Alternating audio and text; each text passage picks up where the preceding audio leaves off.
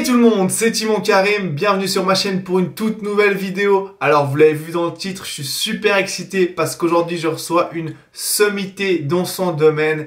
Si vous êtes débutant en musculation comme si vous êtes confirmé, vous avez certainement déjà tous entendu le nom de Frédéric Delavier et de son livre best-seller mondial. Un de ses livres, la méthode de musculation, mais il y en a plusieurs, il a fait des dizaines de livres, il est reconnu dans le milieu depuis de très nombreuses années, il a fait énormément de choses. Il parle d'anatomie, il parle de musculation, il parle maintenant de philosophie. Il est très intéressant et vous avez tous certainement envie de le voir répondre à beaucoup de questions.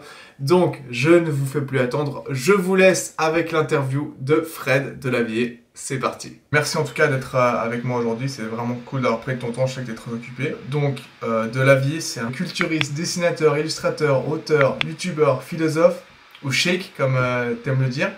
C'est quoi ton titre aujourd'hui? Tu te considères plus comme quoi? Tu es rangé dans une case, est-ce que c'est encore faisable? J'ai jamais été culturiste, hein. Ça c'est l'erreur de penser que j'étais culturiste. J'aime bien la musculation, c'est-à-dire j'aime bien optimiser mon corps, ma structure pour être le plus fort possible quand j'étais jeune, avec la structure que Dieu m'a donnée. Donc je réfléchissais comment augmenter mes performances ou développer du muscle. Mais le but n'était pas de développer du muscle pour du muscle, le but c'était de prendre de la force pour courir, sauter, monter, donner un coup de poing, nager, donc être costaud, tu vois. Mais j'ai jamais eu un optique réellement esthétique. Je trouve que c'était mieux un corps baraqué, tu vois, mais j'ai jamais eu un optique de sèche, de musculation hyper balèze, avec les muscles pour les muscles. Non, j'ai tout le temps été powerlifter, hein. J'ai fait de la force, je faisais du judo au début, de la musculation en complément du judo, je nageais aussi pas mal. Et j'ai fait de la musculation en complément pour ce sport. Et puis j'étais bien plus performant en musculation, en rapport poids-puissance, qu'en judo. Non, en judo j'étais bon, j'étais deuxième au championnat de Paris, je ne m'étais pas fait battre, mais j'étais un peu dans la non-combativité, dans les réactions plutôt que dans l'attaque. Donc la contre-attaque, c'était plutôt mon truc. Donc on m'attaquait. J'avais souvent des points de pénalité pour bloquer les combats. Mais je n'ai pas perdu, parce que j'étais costaud, rapport poids-puissance, j'ai toujours été au top. Mais j'étais bien plus performant à l'entraînement en muscu. Et tout de suite, mes barres montaient, malgré que j'ai pas forcément une grosse structure. Donc, de là, de fil en aiguille, j'avais rencontré à la salle un gars, un champion de France, même champion d'Europe, qui faisait de la powerlifting. Et tu dis, putain, t'es fort, on peut s'entraîner ensemble. Il s'appelait Max Lozon. Il m'a présenté Marc Vouillot. Et du coup, je suis rentré dans l'équipe de Marc Vouillot. Donc, je suis devenu champion du 9-3. Après, j'ai été donc champion du 9-3, c'est champion d'Île-de-France. Après, j'ai été champion J'étais deuxième au championnat de France, quatrième au championnat de France. J'ai fait très bonne performance, mais les mecs qui étaient devant moi étaient très très forts. Et puis après, je suis passé deuxième, 2 fois de suite deuxième au championnat de France. Il y avait tout le temps des mecs plus forts. Je sais pas si tu m'entends, donc en espoir. Donc c'était avant 23 ans, j'avais entre 20 ans et 23 ans. Donc je faisais une bonne barre, j'étais naturel, hein, j'étais en raw puisque moi je supportais pas la combi. À part la ceinture, j'avais pas de combi, les bandes très peu serrées, donc donc c'était des barres je me souviens, mes meilleures barres c'était 260 au squat, 275 au soulevé de terre. Mais 260 au squat, j'ai fait l'entraînement. 250 au squat, mais c'était normal, hein, c'est-à-dire juste combi et puis des bandes très peu serrées. Pas de combi, des bandes très peu serrées. Et puis par contre, 275 au soulevé de terre pour un junior, c'était bon, quoi, tu vois. C'est lourd. Nature. Hein. Je répète bien que c'est naturel parce que les gens peuvent confondre. Je regardais un gars là qui était extrêmement fort. Qui a une morphologie pas possible, en moins de 100 il faisait 420, mais j'avais pas sa capacité, mais bon, il doit charger à mort, mais même à 420 c'est un mec qui serait à 300, 350 on va dire naturellement, tu vois. Je pense, tu vois, il y a des morphologies comme ça. Moi les meilleures barres que j'ai fait c'était sans ceinture 285, tu vois, après naturel, mais en compète c'était 275, 260 et j'ai tapé 160 au coucher, mais je suis remonté après, si tu veux, ma meilleure barre naturelle c'était 175. J'ai jamais fait plus, pas très bon au coucher. Mais ce qui est pas mal pour un moins de 90. Mais je suis pas exceptionnel, je suis bon un peu partout. Où j'étais fort, c'est en traction. Donc j'ai fait du power, donc j'ai fait du national. J'ai pas pu faire international d'abord parce que, j'avais pas le niveau. J'aurais pu avoir le niveau chargé, mais bon, c'est pas mon truc. Donc voilà. Okay. De faire des compètes chargées, je veux dire, c'est pas mon truc. Ouais. J'aime pas la tricherie, si tu veux. Je les faisais contre moi-même. Ouais, tout à fait. Et du coup, à quel moment tu t'es lancé avec les livres? Les gens ne connaissent pas trop. À quel moment tu as commencé à... Qu'est-ce qui t'a fait entrer en fait à décider de dessiner pour la musculation? Est-ce que c'était allié de passion à toi? C'était allié de talent à toi? Comment t'en es venu à ça? À faire des livres et à l'anatomie humaine en fait?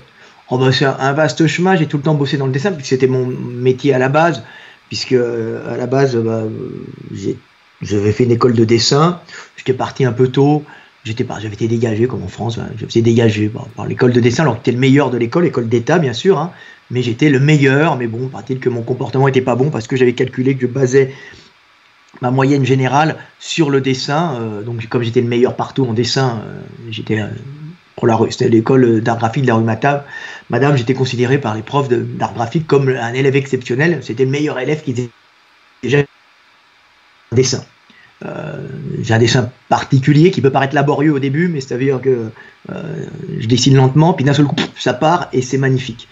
Mais j'ai pas le dessin rapide, il faut que je me mette dans une espèce de transe pour remonter en dessin. Et donc j'étais premier, ils m'ont viré parce que j'étais un mauvais exemple pour les autres élèves qui eux basaient leurs notes sur le dessin, mais qui n'avaient pas le niveau, alors que moi j'abandonnais quasiment le travail des langues et de la physique, chimie et de la photo pour me consacrer uniquement au dessin.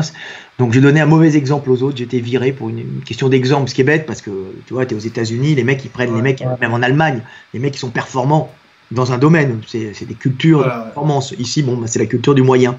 Faut mieux être moyen partout. C'est pour ça qu'on s'effondre actuellement.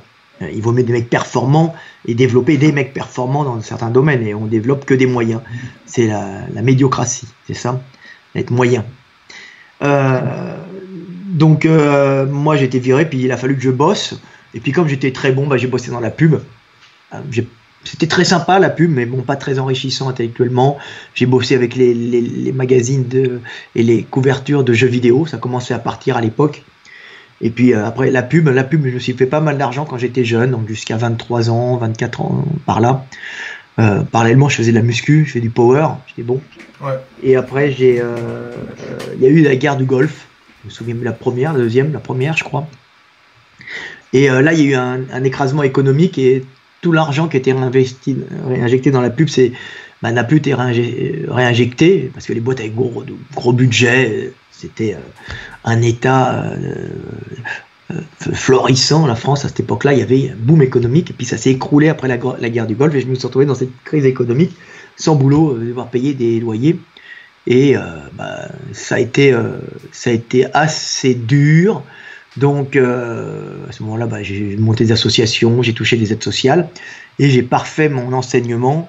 Je me souviens en travaillant en anatomie, et j'ai découvert les beaux-arts par un pote. J'avais raconté l'histoire, qui me dit: il y a un super prof Jean-François Debord, tu peux aller voir ça. Il dit: viens, je t'emmène avec moi. Je dis: je suis pas élève. Il dit: ouais, non, mais c'est bon. Et il adore quand il y a des auditeurs libres. Donc j'y suis allé, et puis c'était tellement passionnant sur l'anatomie et la morphologie, ce qui me passionnait aussi, puisque je faisais de la bioméca, puisque je m'intéressais à la musculation. J'étais déjà doué dans ce domaine, la paléontologie, j'adorais depuis que j'étais jeune. Et j'ai commencé à faire les cours à côté du sport que je faisais avec les cours j'ai commencé à faire les cours des beaux-arts. Et puis ça m'a apporté un énorme on s'appelle en pub. Et puis j'avais acquis à l'école des beaux-arts, l'école des arts graphiques, parce que j'ai quand même de bons profs. C'est pas qu'il y avait des bons profs, mais ils nous avaient appris quand même à bosser, c'est-à-dire à travailler longtemps sur des sujets. Donc j'avais cette mentalité que donne l'école, pas forcément la technique, mais la mentalité de travail. Et là, j'ai acquis un savoir magnifique par Jean-François Debord, qui a été un des plus grands profs de morpho, d'anat au monde. On a rarement égalé ce mec, j'ai eu de la chance, et moi j'ai suivi 9 ans ces cours. Tu vois, donc j'ai fait 9 ans à raison de 2 cours magistraux de 4 heures par semaine, donc 8 heures par semaine pendant 9 ans. ce qui donnait un niveau énorme. Un Nat. Ouais, Parce que le mec a un méga niveau, c'était le meilleur qui existe. Et moi, j'ai fait 9 ans, un cycle, c'est 3 ans. Donc, j'ai fait 3 cycles de suite. On peut les retrouver, pour le mec qui s'intéresse sur Internet, les cours de Jean-François Debord. C'est la dernière année où il enseignait et j'étais dans les gradins. Vous savez que ces cours-là, j'y ai assisté, donc vous pouvez en plus avoir mon enseignement. Et puis, parallèlement, je cherchais du boulot, puis je me suis dit, bien, moi, je vais aller au monde du muscle. Et je bossais déjà un peu avec des mecs du Gymnast Club. Scatolini qui avait ouvert qui avait créé un magazine pour le Gymnast Club où je lui avais proposé des dessins d'anates. Donc j'avais fait des dessins d'anates pour la muscu. Bon, quelques-uns, c'était une page par mois. Puis je suis allé au monde du muscle. Et puis là, il y avait Benamou. Comment il s'appelait, Benamou, qui était le patron, qui était très sympa. Et je lui ai proposé de lui faire des pages. Puis tout de suite, il a dit, ah ben d'accord, on va essayer. Et puis c'est parti sur une page. Et j'ai fini avec 3, 4, 5, 6 pages par mois. Ce qui ne me permettait pas de vivre énormément, mais ce qui me permettait de payer mon loyer, tu vois, et d'avoir un peu d'argent. Devant moi, ce n'était pas les mêmes tarifs à l'époque. Mais en même temps, ça me faisait une pub énorme, puisque je reprenais le savoir que j'avais aux Beaux-Arts, plus ma technique de dessin que j'avais depuis au moins 10 ans, 15 ans, puisque j'étais très fort en dessin, je travaillais dans la pub. Plus ce savoir, cette connaissance du sport très tôt, et après de faire des championnats, parce que j'ai quand même été national, hein. Et là-dessus j'ai rajouté cet enseignement de bord, et j'ai mixé ça pour faire des fiches techniques dans le monde du muscle. Et ces fiches techniques tout de suite ont explosé, puisque les gens trouvaient ça magnifique. J'avais un méga haut niveau. Les mecs croyaient que c'était des imports américains. Pensait que que je mettais mon nom et je traduisais juste des trucs américains. Ils n'avaient pas vu que c'était un boulot 100% français, tu vois, avec des dessins du niveau de Léonard de Vinci, si tu veux, puisque je reprenais aussi la technique de Léonard de Vinci, et je reprenais la technique de la Renaissance, hein, tu vois, que j'avais appris aux Beaux-Arts. Donc c'est pour ça que je dis, je dessine comme Léonard de Vinci, parce que Léonard de Vinci a la même technique. À la Renaissance, il baptise de l'intérieur, si tu veux, hein, il crée des squelettes, et après, ils font les muscles. Donc après, j'ai fait ces fiches techniques, marché à fond. Je crois que j'ai dû faire ça pendant 10 ans, je pense, hein. Et parallèlement, j'avais proposé de faire un livre. J'avais vu que les livres de Lucien Desmèches marchaient bien. C'était les meilleures ventes. Il n'y avait pas Internet à l'époque, hein. Il y avait plus de 100 000 exemplaires, je crois qu'il en avait vendu, des fiches, 100 000 pour un livre, hein. Et je lui ai dit, écoutez, moi je peux vous faire des fiches encore mieux. Il était bien, Lucien Desmèches, c'était un précurseur, mais c'était très basique. C'était des mecs qui faisaient les mouvements avec les petits muscles en rouge. Et moi je dis, mais moi on peut en mettre avec traumatologie, tout ça. Et puis Benamou, je sais quoi son prénom, il est adorable, mais il voulait pas prendre le boulot à Lucien. Il dit, maintenant je peux pas parce que ça enlèverait, comprenez, de la vente à Lucien qui travaille chez moi. Et on peut continuer les fiches techniques, mais c'est pas possible. Du coup, je suis allé voir Vigo. On m'avait appelé pour parler de muscu, parce que c'était Raymond Thomas maintenant qui est mort, qui avait une collection, qui voulait me demander comment ça se passait la muscu. Moi j'en ai profité pour glisser mon livre. Alors au début en fiche technique, et puis j'ai dit voilà, je fais ça. Comment il s'appelle, Christian Vigo, très sympa à l'époque, qui m'a dit ouais, ça peut être sympa. Et puis on a signé un contrat, puis on a commencé à faire ce livre. J'ai mis 3 ans à faire un livre sans être payé, mais je mettais tous les dessins en pré-pub. Du coup, il n'y avait pas d'internet, mais j'avais des pubs en permanence dans le monde du muscle. Et quand c'est sorti, c'était un livre magnifique, hein. La première édition avait plein de défauts, la seconde j'ai arrangé, et puis après d'année en année j'arrangeais, mais quand c'est sorti, ça a explosé dans les Fnac, dans toutes les librairies. Il n'y avait pas de réseaux sociaux à l'époque, hein. Ça a explosé. Je me souviens, la première année j'ai fait 10 000 en 6 mois, et après la deuxième année je fais 30 000 ventes, parce que d'un seul coup ça m'a rajouté de l'argent, tu vois. 30 000 ventes, d'un seul coup. Moi j'étais au RMI, j'avais très peu d'argent, je ne chauffais pas l'hiver, je ne pouvais pas manger de viande. D'un seul coup, ça a explosé. Et après, j'ai eu ça. Et après, j'ai les Allemands qui m'ont demandé de bosser avec Menels. Allemands de Menels. J'ai bossé avec les Italiens de Menels aussi. Et Vigo a contacté les Américains, dit on a un très bon livre. Les gars leur ont dit oui, mais bon, français on n'a pas confiance. Et alors il leur a dit mais vous savez, il bosse avec Menels. Alors là pour les Américains, Menels c'est qualité allemande. Ah, on prend. Oui, parce que si je suis pris par les Américains, par les Allemands, on prend. Et non, je crois que Menels, comme j'avais bossé avec Menels, j'avais été pris par BLV en Allemagne en traduction. Et du coup, après, j'ai été pris à Mendels, j'ai été pris par les Allemands, par les Américains, puisqu'ils avaient vu que j'étais traduit en Allemagne. Traduit en France, ça les intéressait pas. C'est pas signe de vente. Eux, les Allemands, ils admirent les Allemands. Les Américains, ils admirent les Allemands. Et en qualité. Et du coup, les Américains m'ont pris et avec Human Kinetics. Et là, j'ai explosé aux États-Unis. Puis je suis devenu premier livre de sport, mais pas que. J'ai été premier livre chez Barnes & Noble et premier livre et sur Amazon. C'était le début d'Amazon. Hein. Et donc premier sur Amazon et pas qu'en sport. Je me souviens à l'époque, il y avait Tiger Woods qui était devant moi, qui était derrière moi. Il était devant, après il était derrière moi. Tiger Woods, hein. C'était un golfeur. Et je suis passé premier de tous les livres aux États-Unis en français. Et j'ai vendu pas longtemps 1 million d'exemplaires.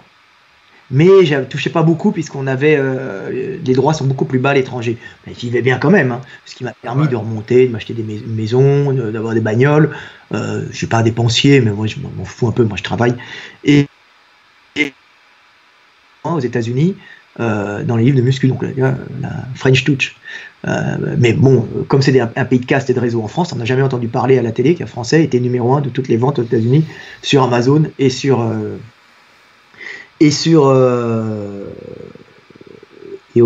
les Barnes & Noble, qui est la plus grosse chaîne américaine de livres. Donc c'est pas mal, tu vois. Bon, mais après de fil en aiguille, j'ai continué à faire des livres pour la femme. Je disais, je rigole parce que tu vois, je lis à côté, mais tu vois, ça c'est celui-là qui s'est vendu à fond, tu vois. Ça c'est plusieurs millions d'exemplaires. Mais après, j'avais fait celui pour les femmes, ça paraît pas, mais celui pour les femmes, hein, il s'est vendu quand même à plusieurs centaines de milliers d'exemplaires, tu vois. Particulièrement aux États-Unis, puisque j'étais tout seul sur le marché. Puis après, j'ai eu plein de copies, plein de trucs comme ça de tout le monde. Mais je suis resté leader parce que les mecs n'arrivent pas à mon niveau, tu vois. Il y a les seuls mecs qui ont fait des livres de super bonne qualité, c'est les mecs qui faisaient des livres de yoga parce qu'il y a des passionnés comme moi. Mais dès que les mecs touchaient à la muscu, ils n'avaient pas le niveau. Donc j'ai vraiment les meilleurs livres de muscu du monde. Et puis après, j'ai contacté Gundil, Michael D. Gundil, Jérôme, c'est son vrai petit nom. Et que je connais depuis très très très très longtemps, hein, puisque je le connais déjà au VDR quand j'avais 19 ans et que je m'entraînais comme en powerlifting et lui en body il était là-bas, donc je le connaissais, il s'entraînait déjà là-bas et on était tous les deux par hasard au Monde du Muscle, tu vois. Lui travaillait aussi, il fait des articles avec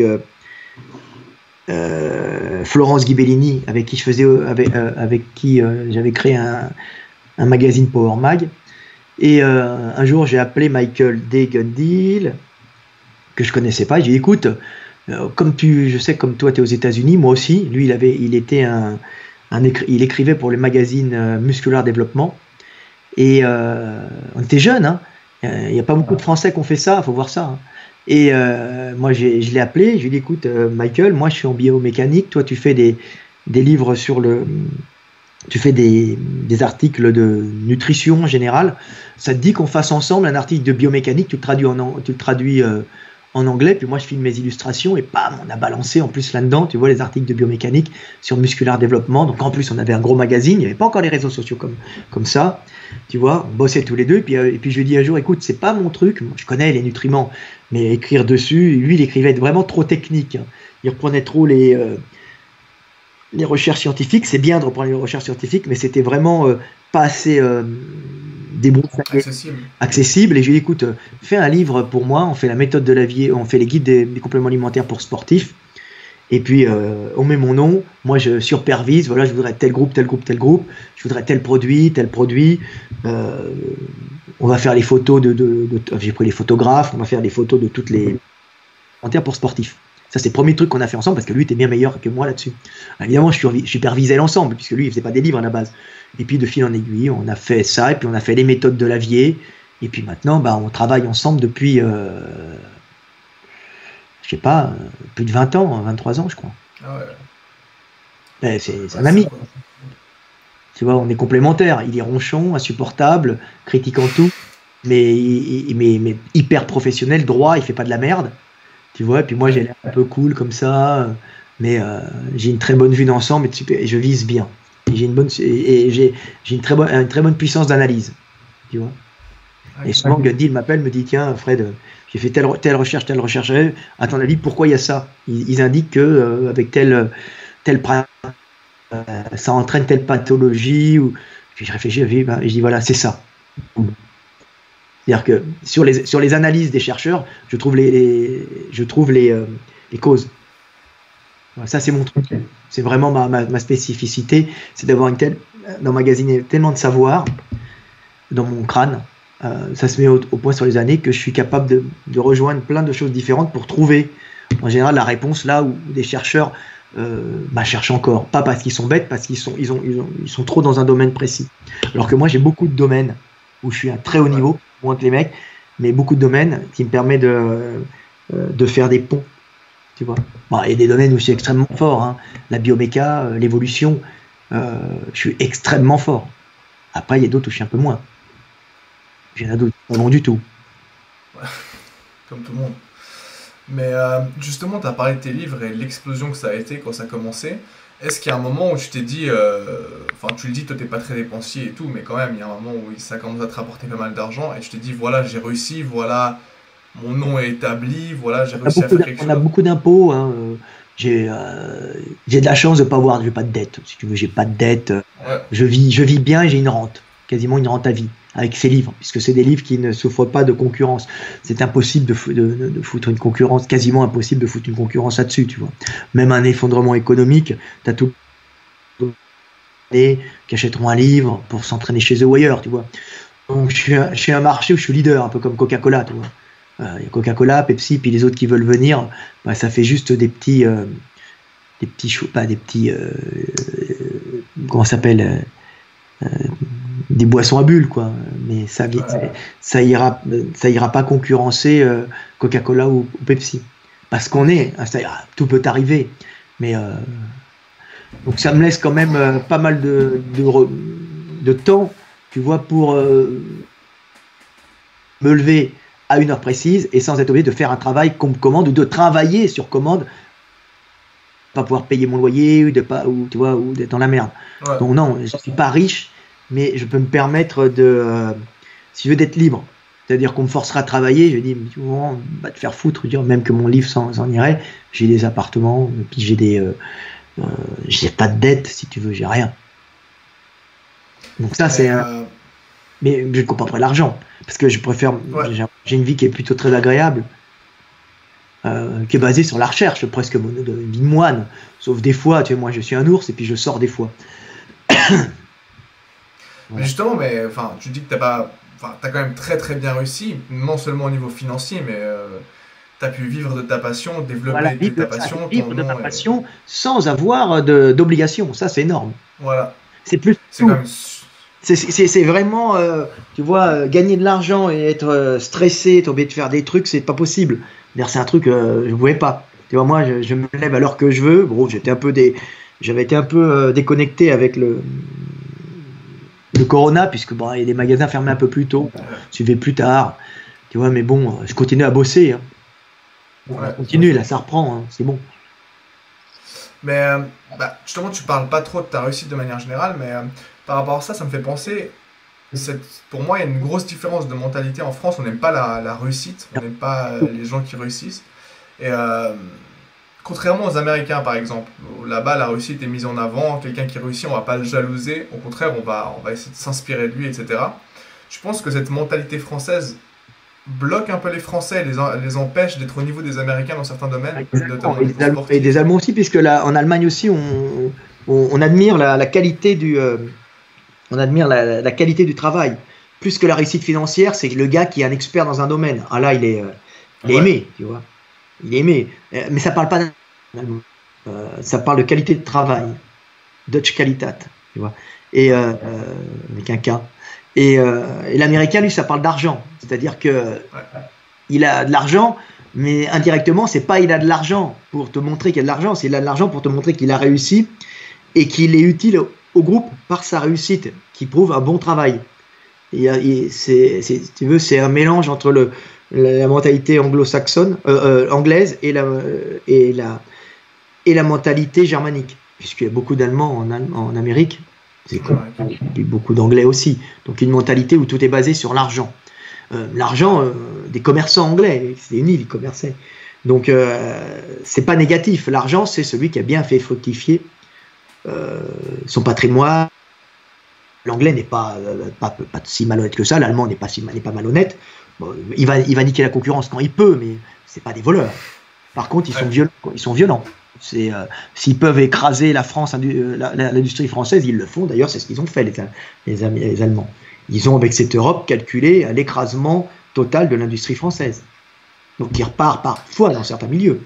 La boîte Larocque avec qui je fais des machines est repartie. C'est une boîte qui monte, hein, même avec la crise. On s'adapte. Mais ils ont une politique intelligente. Les mecs qui bossent par exemple à la conception, les mécaniciens, les ingénieurs mécaniciens qui prennent, tu vois, c'est des mecs qui font de la muscu. C'est-à-dire, tu peux pas concevoir qu'un ingénieur mécanicien qui bosse dans une usine qui fabrique des machines de sport, machines de muscu entre autres, ne fasse pas de muscu. Tu comprends? C'est pas. Il faut connaître la mécanique, mais il faut connaître aussi la biomécanique et connaître les machines. Donc c'est pour ça qu'on a. Il y a un mec qui était venu comme ça, dire je connais Delavier, je suis ingénieur. Ils l'ont pris parce qu'il connaît Delavier et il est mécanicien, ingénieur mécanicien. Ah, vous connaissez Delavier, vous faites de la muscu? Ouais, je fais de la muscu et je suis ingénieur. Ah, bah, c'est un plus, tu vois. Donc on a des mecs qui sont, on a des mecs dynamiques dans l'industrie quand même. Il y en a, ça repart. Il n'y a pas que des minables. Puis derrière, ils connaissent bien le patron. Il y a des deux patrons là. Il y a le majoritaire, comme il s'appelle. Oh merde, je me souviens plus. Il y a Stéphane et l'autre connaît très bien la gestion. C'est un mec qui a de gros réseaux, qui est un passionné. Je veux dire, des mecs droits. Tu vois, ça fait plaisir. On en a. Il y en a. Il n'y a pas que des boîtes bancales et tout. Il y a vraiment des boîtes excellentes. Donc moi, vraiment, mon plaisir récemment, c'est quand même d'avoir bossé avec récemment, ça fait 4 ans, 5 ans, je sais pas, 4 ans, peut-être plus, 5, d'avoir bossé par hasard avec Larocque. Tu vois, c'est un espèce de truc en plus dans mon chemin de vie qui m'a fait plaisir, tu vois. Une fierté. Et du coup, fierté. Je ne dois mes qualités qu'au monde, si tu veux. C'est pas moi, je n'existe pas, mais si tu veux, un plaisir. Justement, c'était ma prochaine question. C'est quoi l'œuvre de manière générale ou la réussite dont tu es le plus fier? Parce que tu as fait tellement de choses différentes dans ta vie, au niveau de ton travail. Est-ce qu'il y a quelque chose qui ressort ou pas particulièrement? Ce qui ressort, c'est d'avoir été libre surtout. D'avoir jamais eu de chaîne. Je me levais ce matin, j'ouvrais la porte, tu vois, je faisais mon jus et je me disais quand même, je suis libre. Tu vois, je suis libre. Ça c'est énorme. Ça, c'est énorme et c'est ce que je voudrais léguer, d'ailleurs, d'abord aux gens qui me lisent, hein, et tout ce que tu veux, mais aussi aux gens qui lisent L'éveil des consciences, mon bouquin, là, on est en train de le réimprimer, et puis donc ça, je leur explique le monde, et le but du monde, c'est de le comprendre pour être libre, tu vois, pas pour le posséder, ça c'est Satan, il s'est trompé, c'est une erreur, il se trompe sur ce qu'est le monde et sur ce qu'il est lui-même. Et donc être libre, c'est vraiment ce que je voudrais léguer, tu vois. Et je pense que dans mon chemin de vie, pour moi, la chose la plus importante, c'est d'avoir été libre du début à la fin. Je pense que je le dois à mon père quand même, qui était un peu comme ça, même s'il a tout le temps à peu près fait ce qu'il voulait. Puis ma maman était très libre aussi. Donc, en fin de compte, j'ai vécu dans un milieu où les gens ne connaissaient pas trop la hiérarchie. Mon père était un peu dedans, mais ne m'a pas éduqué dans la hiérarchie. C'est marrant parce que moi, j'ai pas du tout d'influence comme toi, mais c'est vrai que c'est mon rêve absolu. Pour moi, la liberté vient bien avant l'argent. Pouvoir ne pas avoir de patron, pouvoir prendre ses propres décisions, et même travailler de partout dans le monde, aussi une liberté géographique, et on a une chance à une époque de pouvoir voyager autant qu'on veut, c'est la plus grande des richesses en fait. Beaucoup plus. Et puis voyager, c'est pas forcément le plus important, il faut voyager pour que ça t'apporte quelque chose et ça apporte aux autres. Tout à fait. C'est-à-dire pour s'enrichir, pour pouvoir créer quelque chose afin de vivre et de transmettre un enseignement. Mais voilà, moi j'ai dit ce que je voudrais transmettre à mon fils, c'est la liberté avant tout. Après l'argent, c'est très important. C'est important, pas pour être millionnaire. C'est important, pas pour courir après comme un fou, pour en avoir assez pour ne pas être obligé de courir après comme un malade. tu vois, et de ne pas être obligé de s'avilir dans des fonctions, dans des boulots minables, d'être obligé de faire des choses que tu n'aimes pas ou des choses que tu trouves immorales pour pouvoir vivre. Dire, non, faut refuser ça. Même si la vie est dure, hein, tu refuses. Ça paraît. Il y a des gens qui seront capables, pour de l'argent, même s'ils n'aiment pas ça, de trahir, de voler des amis ou de voler des gens, de faire des travaux qui dégradent moralement des individus. Tu vois, non, moi je peux pas. Hein. Je veux dire, faut apprendre ça. Tu vois. Mais on s'en sort hein, très bien. Hein. De toute façon, quand on dit ouais, on est un requin en affaires, pas que. Tu vois, tu peux être un requin et réussir, mais tu peux, quand t'es droit et juste, les mecs le savent. Les mecs disent ouais, c'est un minable, il s'est fait baiser, il a fait ça, oui, mais peut-être.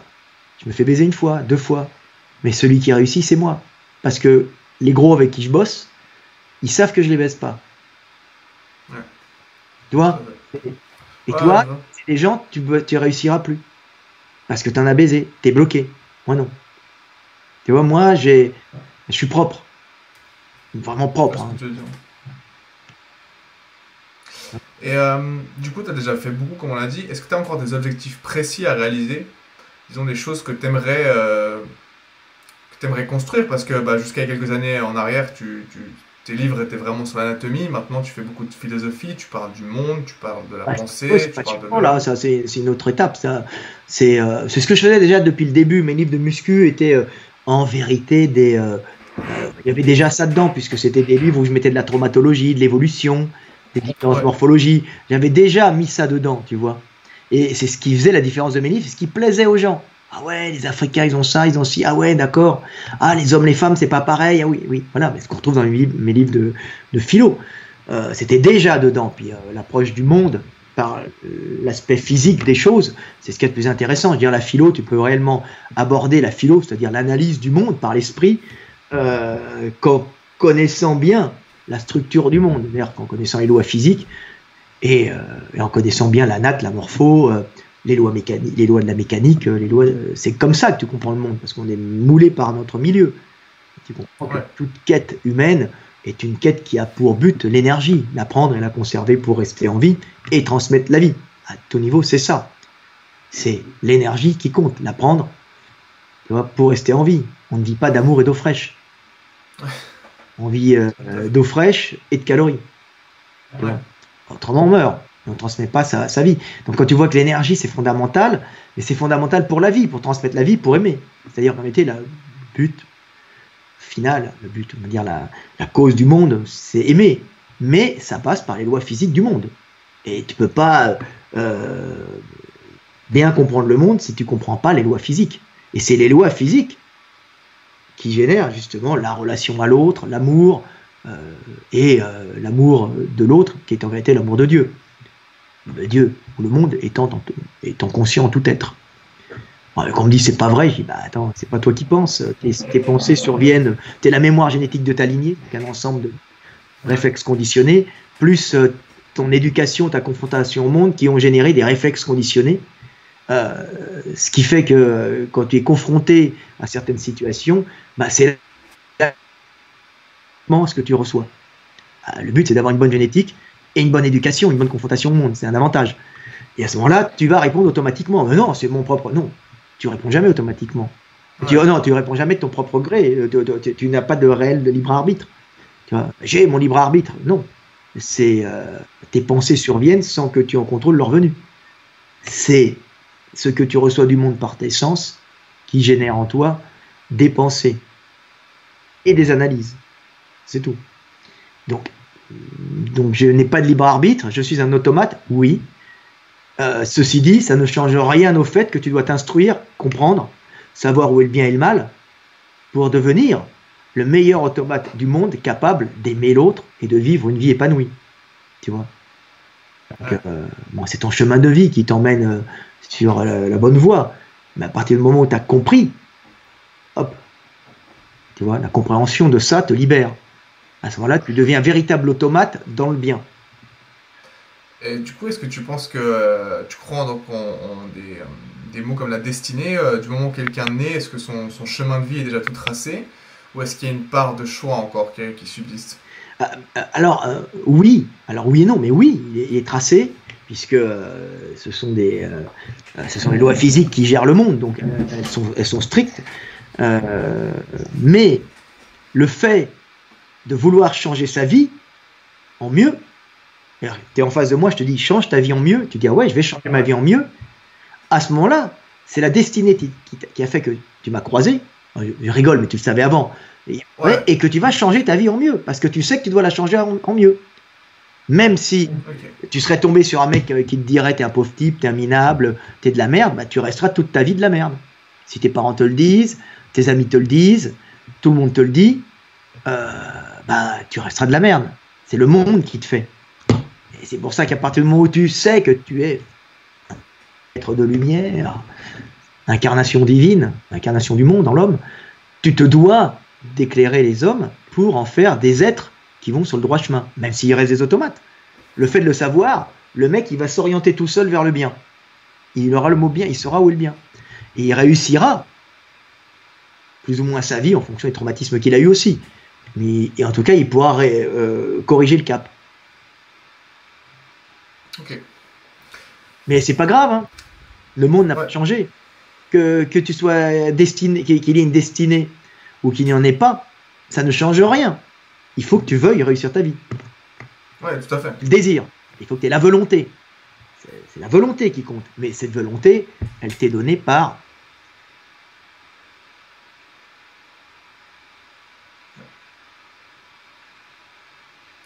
Okay. Voilà. Alors, on va attaquer un sujet plus terre à terre, si tu permets.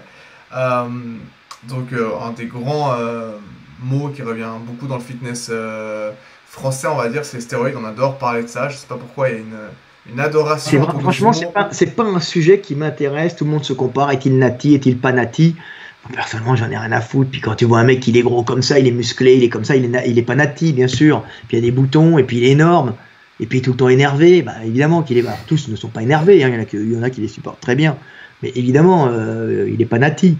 Il n'est pas naturel. Justement, c'est ça ma question, c'est pourquoi est-ce qu'en France, on fait un tel focus là-dessus? Aux States, si on voit quelqu'un de musclé, on va se dire peut-être qu'il prend quelque chose, mais on va d'abord regarder son corps, sa réussite, son développement.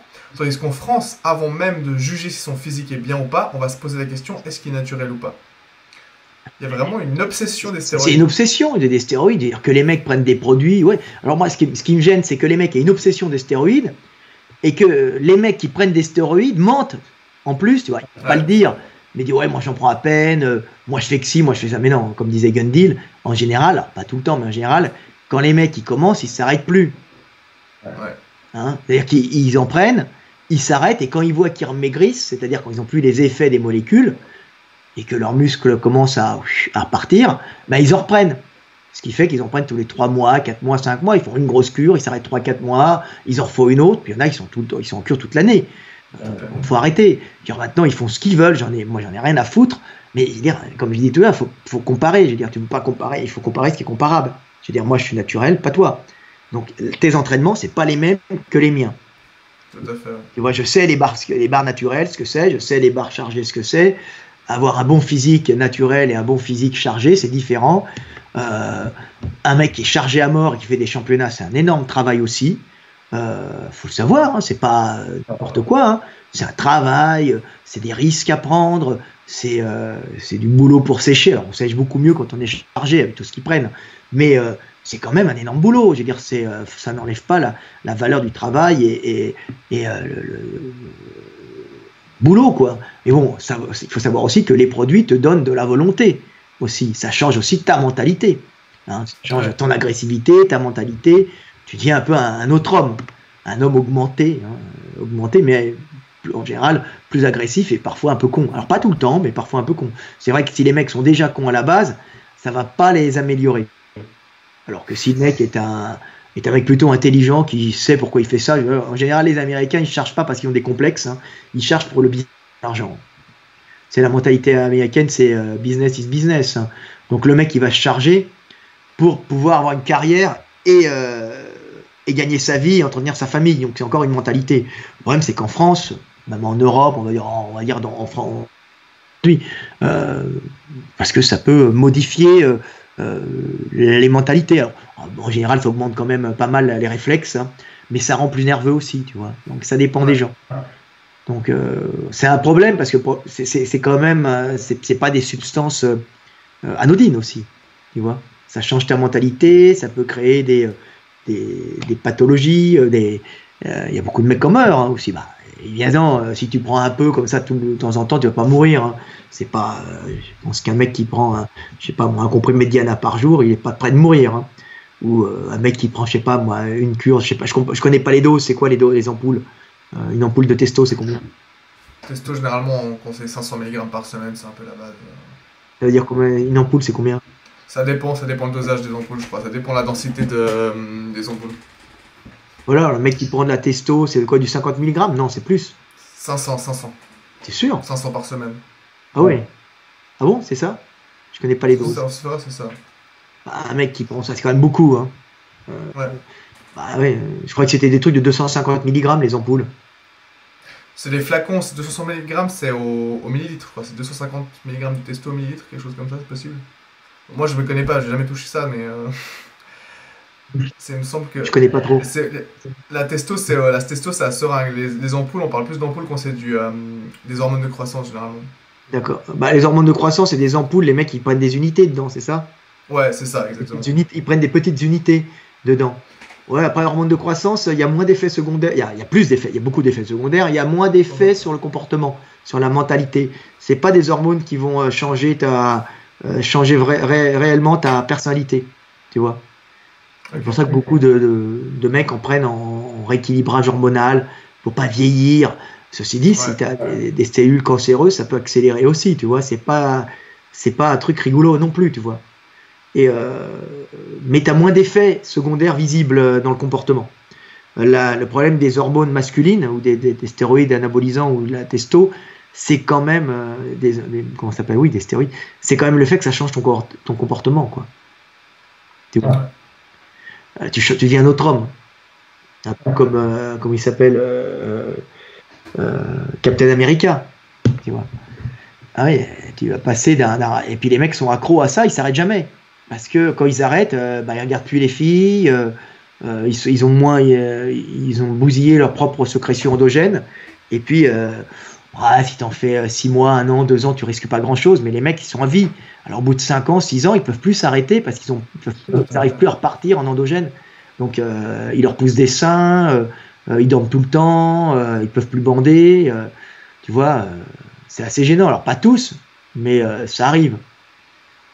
Pas tous, hein, bien sûr, ce qu'on dit avec Gun Deal, mais souvent, des mecs impuissants à la testo, j'en ai connu plein. Tu vois, des mecs dépressifs quand ils arrêtent, j'en ai connu aussi. Alors tout le monde n'est pas ça, ouais. Des mecs qui dorment, des suicides aux stéroïdes. Bon, ils peuvent faire des rages stéroïdes quand ils en prennent, devenir agressifs et cons, quand les pitbulls, mais quand ils arrêtent, ils peuvent aussi être dépressifs et certains peuvent se suicider. Mais comme disait Gun Deal, il a raison, il faut qu'il y ait quand même un terrain derrière, dépressif. Ouais. Un gros con agressif et pas dépressif, il va pas se suicider quand il sera impuissant, il va juste s'endormir comme ça, et puis plus rien faire, tu vois. Un mec qui est un peu dépressif, puis ça va jusqu'à changer les orientations sexuelles. Les gay for pay, comme dit Gun Deal, c'est pas que les stéroïdes. Bon, les mecs ont peut-être une tendance à la base, mais il y a le fait aussi que tu aromatises. C'est-à-dire que tu aromatises avec excès de testo, donc tu deviens plein d'androgènes. Tu vois, d'estrogène plutôt, tu vas estrogéniser, tu as les seins qui poussent, et puis tu as envie qu'on te regarde, tu vois, qu'on te regarde, tu es là, tu as envie qu'on te prenne dans les bras, tu as envie d'être désiré. Des sentiments qu'un mec n'a pas envie, le mec il a envie de prendre. Non, ça c'est l'estrogénisation. Donc tu as des mecs, ils sont musclés, en plus ils estrogénisent, ils sont bons pour le gay for pay, hein, même s'ils ne sont pas gays à la base. Ils vont même se déclencher chez eux peut-être une homosexualité qui n'était pas avérée, ou qui, tu vois. Ouais, juste te dire. Mais pas tous, hein. Il y en a, ça fait pas du tout ça. Je doute que Coleman était comme ça. Ouais. Non, mais c'est vrai, la dépression, c'est un gros truc. Moi, j'ai vu des mecs, j'ai connu 2 mecs qui s'étaient suicidés en arrêt de cure. Mais, Dernièrement, il y a eu un cas, ouais, ça n'a pas encore été avéré que c'est à cause de ça, mais il y a un bodybuilder très connu dans les meilleurs du monde, Luxendo, voilà. qui est mort il y a 2 semaines en arrière, je Sa crois. femme Et avait on tenté, je parle d'un crois. suicide. Là, et puis il devait pas être en arrêt de cure réellement, tu vois. Donc il devait avoir, peut-être il avait baissé un peu les doses, mais euh, il devait avoir un terrain Ouais, dépressif, ouais, c'est le tout à problème. fait. Moi, les mecs que j'ai connus qui s'étaient suicidés, ils avaient un terrain dépressif. Ah, Ouais. c'était triste, hein. Moi, j'en ai connu un, il s'est suicidé comme ça en sauvant la veine fémorale, un gros body. Triste. Et puis là, j'en ai connu un autre, pareil, il était champion d'Europe et il était souvent ici dans mon village, en Hongrie. Il a une petite fille et tout, parce que il s'est battu, on lui a abîmé son genou, il pouvait plus faire de compète, il s'est suicidé après. Il avait dû arrêter les cures, tu vois. Mais il y a un terrain. Tout à On ne fait. se suicide pas quand on est une petite fille et une femme. Surtout qu'il était avec Etchaba à côté, il avait monté un centre d'électrostimulation et tout. Je dis, on s'en fout que tu perdes tes cuisses, c'est pas grave. Ouais. Euh, Maintenant, je vais parler un peu du futur du monde du fitness, si je puis dire, de manière générale. Comme tu l'as dit, quand tu as commencé, toi, il n'y avait pas les réseaux sociaux. Et maintenant, tu es quand même vachement présent dessus, peut-être sans le vouloir, mais les gens te suivent beaucoup et aiment beaucoup ce que tu fais sur les réseaux Ouais, sociaux, que ce soit sur YouTube, je suis pas Facebook. un énorme youtubeur, j'ai pas Ouais, des millions de followers, mais j'étais content parce que j'étais considéré comme par plein de mecs comme le meilleur, comme une des meilleures chaînes. Je n'en ai même pas parce que ma chaîne est philo aussi. Mais bon, c'est vrai ouais, que si tu remarques, je fais pas de polémique sur ma chaîne, très rarement. J'en fais pas. Quand un mec m'énerve une fois, je l'ai fait pour, comment il s'appelle, le gars qui a les cheveux longs, qui disait qu'on allait aller dans un collapse et que le monde allait s'effondrer, tu vois, avec le réchauffement climatique. Bon, j'aime pas parce que tu vois, par exemple, au Sahel, au Sahel, les cultures repartent, tu vois, beaucoup. ouais, Et la forêt repart, ce que j'avais dit. J'ai dit non, le monde, parce que j'ai fait pas mal de paléontologiste, c'est ma passion, l'évolution, comprendre le système. Et donc, du coup, tu étudies les climats aussi. Et tu sais bien que quand ça se réchauffe, ça s'humidifie et ça reverdit. Donc, dire que. Et le problème, c'est quand tu es au nord, quand tu es physicien, euh, tu t'occupes pas forcément de biologie, tu vois. Et ouais, tu comprends pas et de climatologie. Donc, tu comprends pas que quand ça se réchauffe, bah, t'as les mecs qui habitent au bord de l'eau qui vont être dans la merde, comme à la Louisiane, hein. Comme en Louisiane ou comment ça s'appelle, la Nouvelle-Orléans va finir sous l'eau, hein, comme au Bangladesh, hein, aussi, une grande partie. Mais bon, tu as tout le Sahel où les mecs, c'est pas éleveurs qui vont être, et c'est qui vont planter plein de trucs qui poussent à fond, ça va reverdir à fond. Le Sahel va remonter au désert un peu plus et le Sahara va être plus petit. Tu vois, ça va se réduire, ce qui apporte énormément de calories aussi. Donc faut voir ça comme ça, tu vois. ouais, Et ça, bien sûr. je sais pas pourquoi j'en suis arrivé là, tu vois. Donc ça m'est. Oui, oui, pour les youtubeurs. Donc des fois, je fais des polémiques pour ça, tu vois, pour des mecs qui mentent. Mais autrement, ça m'intéresse pas. Tu vois, je fais plutôt des trucs de recherche, trucs de philo. Ça s'arrête là. Puis j'étais content parce que j'étais considéré souvent comme la meilleure chaîne. Tu vois, j'ai pas de mecs Ouais. j'ai jamais eu de mecs qui m'ont attaqué. Tu vois, bon, j'en ai des débiles, mais c'est des mecs, je sais pas, ils ont des problèmes psychologiques ou ils sont amoureux, je sais pas, ouais, des Ou amours. comme tu l'as dit, ils veulent se faire de la pub. Souvent, c'est créer du drame pour de la pub. Voilà, ou des Tout amoureux de à fait. produits, ou bien des mecs qui veulent faire du drame pour faire de la pub, tu vois. Bon, après le feed game, c'est vrai que c'est devenu un peu ça, mais il y a quand même des chaînes intéressantes, tu vois. Mais bon, je regarde pas trop, objectivement. Ouais. Je regarde beaucoup YouTube, mais je regarde pas ça, tu vois. Je regarde Mais pas. t'as fait une vidéo, il me semble, il y a quelques temps pour. Tu disais comment séparer les bons youtubeurs des mauvais youtubeurs. Ouais, je disais qu'il fallait pas regarder les youtubeurs qui critiquent tout le monde, c'est ça. Voilà, ouais. Expliquer que c'était ridicule. C'est oui, bah, c'est vivre sur les autres, tu vois, faire de la polémique. Mais bon, les gens aiment bien se moquer des C'est autres. ça. Les gens, ils aiment bien, regarde, il est nul, en fin de compte, il est minable. Comme ça leur fait oublier leur médiocrité, tu vois. Quand tu Mais regardes c'est la vrai que vie c'est des beaucoup autres, tu plus oublies la dur tienne. de. C'est triste, mais c'est beaucoup plus dur de faire des vues, on va dire, en apportant quelque chose de constructif, de positif, apporter de la valeur. Et quelqu'un qui critique facilement va faire peut-être plus de vues, alors que concrètement, il n'apporte absolument rien Ouais, mais concrètement, au il savoir vendra des autres. rien non plus, tu vois, tu comprends? Ce que les mecs savent pas, c'est que moi, quand euh, je fais pas beaucoup, je fais pas énormément de vues, t'as remarqué, mais Ouais, quand je sors un livre, ben, ça se vend à fond. ouais, L'éveil des consciences, même si l'autre il a volé les fonds, il a pris 100 000 euros, c'est pas grave, je le refais là en mieux. Le livre, il a fait pas loin de 10 000 exemplaires, quelques mois. troisième sur Amazon, tu vois, c'est-à-dire que, ok, je fais pas beaucoup de vues, mais les mecs me suivent et les mecs m'achètent. On est dans les premières ventes et on reste premier en vente, tout le monde l'achète. Quand je fais des machines de qualité, tu vois, je suis suivi, quoi, j'ai 92 000 followers. Même à 92 000 followers, les mecs achètent mes machines. Parce que c'est des followers de qualité, souvent. À part quelques 2-3 haters, j'ai plutôt des mecs qui sont dans le business, qui sont intéressés, qui viennent pas chez moi pour se divertir en prenant du plaisir parce qu'on a vilipendé un mec parce qu'on s'est foutu de sa gueule ou parce qu'on, tu vois, moi j'ai des mecs qui viennent pour chercher de l'information, tu vois, de la réflexion, pour s'améliorer eux-mêmes. Donc j'ai des mecs qui sont prêts à dépenser, à acheter parce qu'ils savent que c'est utile. Alors je suis pas un vendeur de soupe, hein, mais c'est ce que je constate. Tu vois, quand je fais des machines de sport, tout de suite tu vois des salles qui apparaissent partout avec les machines. Il y en a pas un. Tu vois. Ils peuvent faire youtubeur à 1 million, ils vendent des porte-clés, quoi, des t-shirts, ce qui est pas mal, mais faut aussi différencier la création et le divertissement. Le divertissement, c'est un métier, tu vois, et c'est autre chose. C'est les faire passer du bon temps, c'est pas mauvais, hein. Des mecs comme Marvel Fitness font du divertissement. Si des fois il peut être sympa, bon, il en rajoute un peu, mais je crois que c'est un peu calmé, mais il débunkérise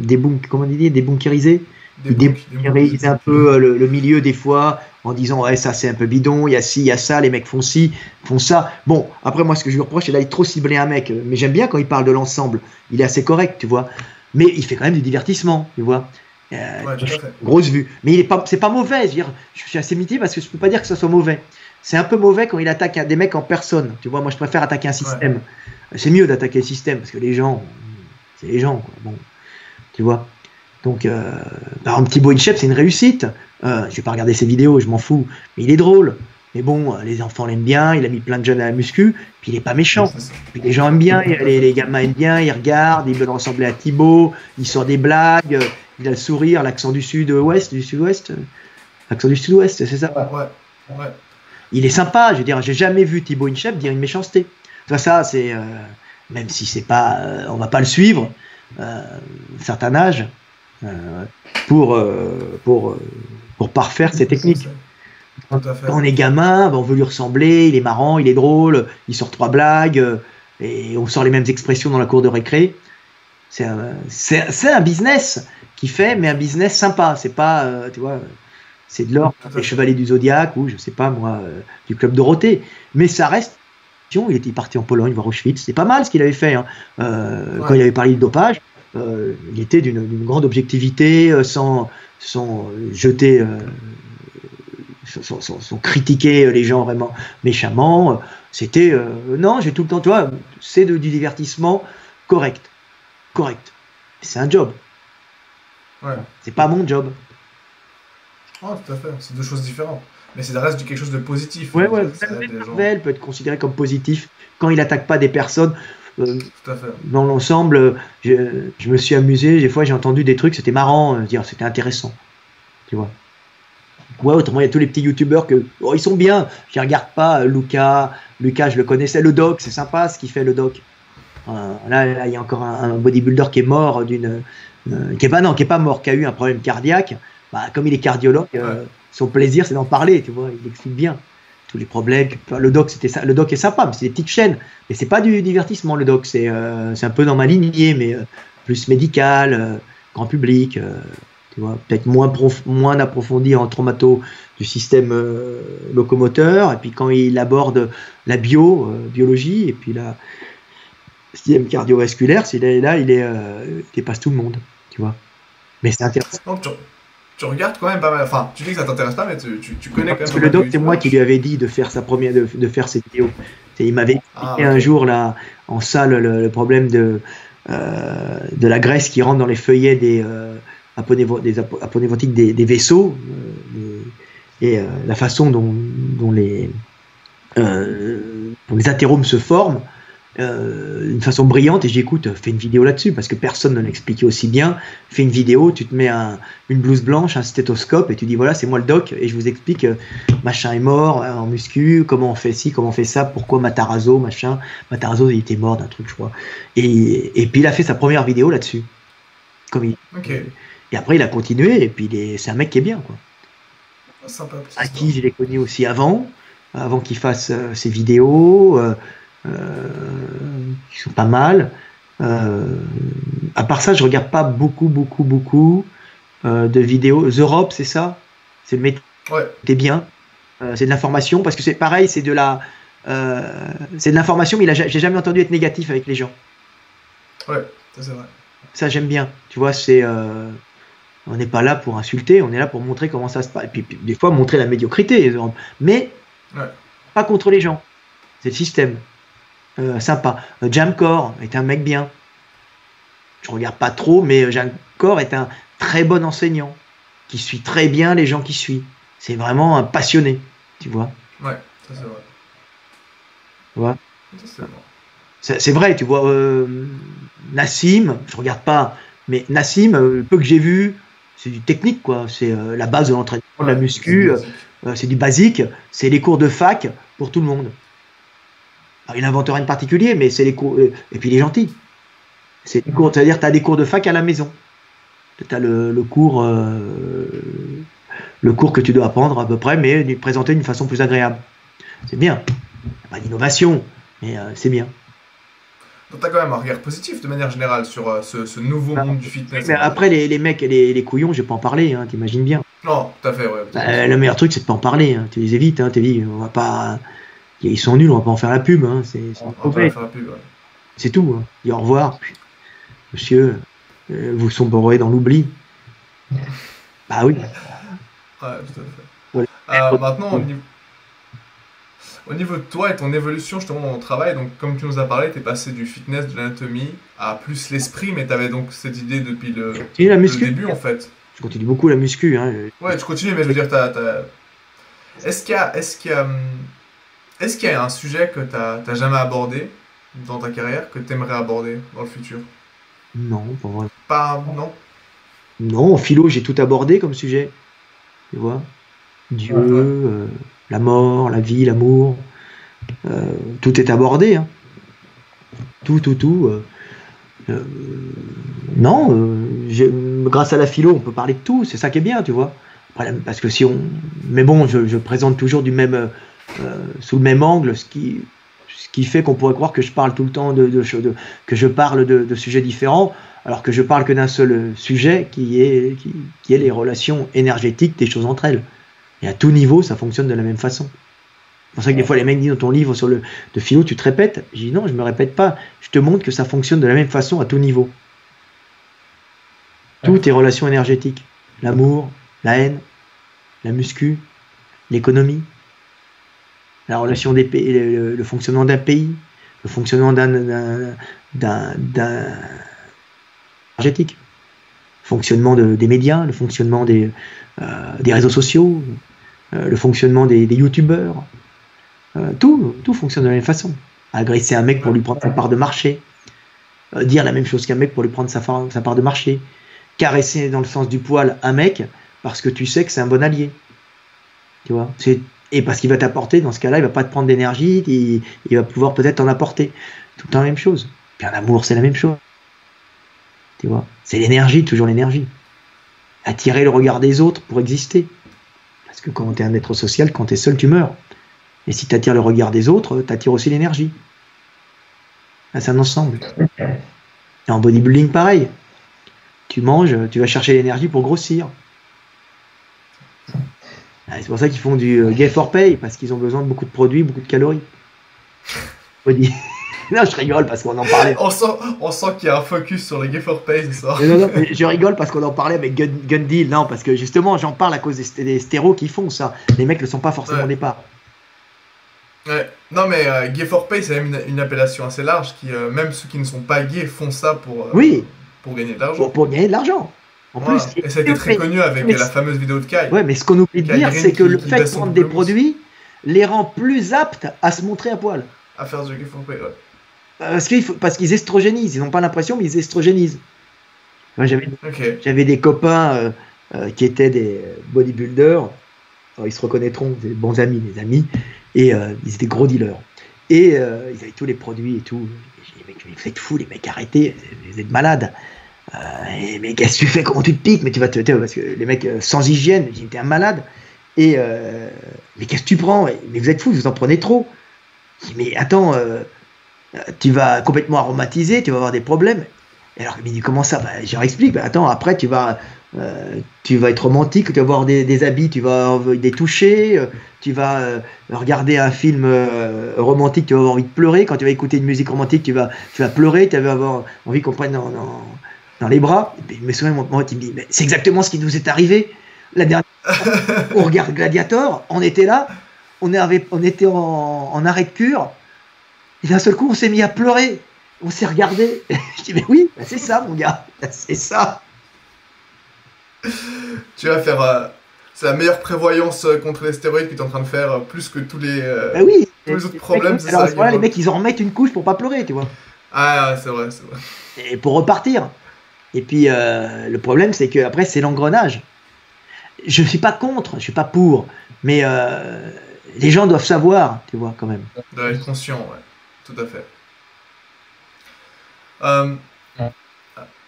D'Américains se prenaient des stéroïdes, alors eux, ils prenaient aussi la méthamphétamine, mais ils prenaient des stéroïdes, c'était pour tenir pendant la guerre, si tu veux, c'est pas pour pas mourir, ouais. C'est pour résister plus longtemps sur un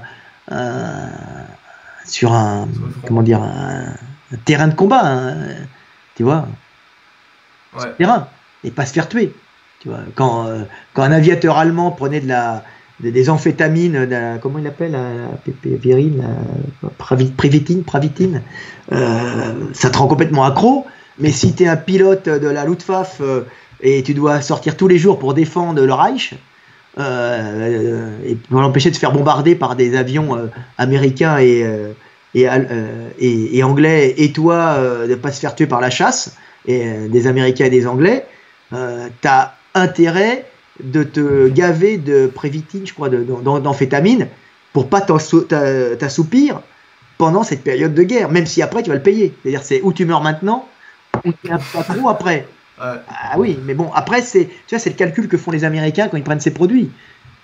C'est toujours légal aux États-Unis dans l'armée. Ou que prennent oui, parce qu'il faut gagner en combat.